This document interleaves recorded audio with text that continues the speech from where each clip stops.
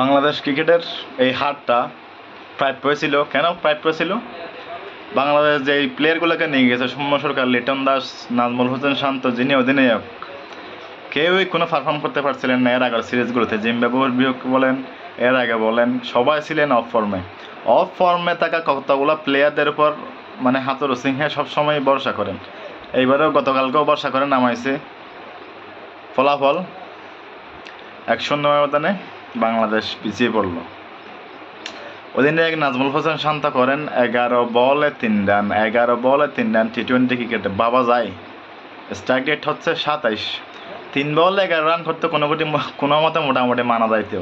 11 বলে 3 রান কোনো মতেই মানার মতো না। আরও একজন অধিনায়ক হয়ে লিটন কুমার দাস 15 বলে করেন 14 রান। সৌম্য সরকার 13 বলে 20 রান করে আউট হয়ে যান। সাকিব আল হাসান 12 বলে করেন 6 রান।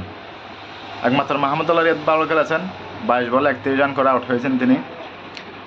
এই তাওহিদ হৃদয় 47 বলে করেছেন 58 রান মনে হয়। 47 বলে 58 রান করলে কি হবে? 47 বলে কমপক্ষে 70টা রান করতে হবে। যে এই দেশের ক্রিকেট বোর্ডের হাজার হাজার কোটি টাকা, 1000 কোটি টাকার উপরে আছে বাংলাদেশ ক্রিকেট বোর্ডের, সেই দেশের এমন দৈন্য দশা কিছুতেই মেনে নেওয়ার মতো না। আবার অনেকটা ভালো লাগতেছে।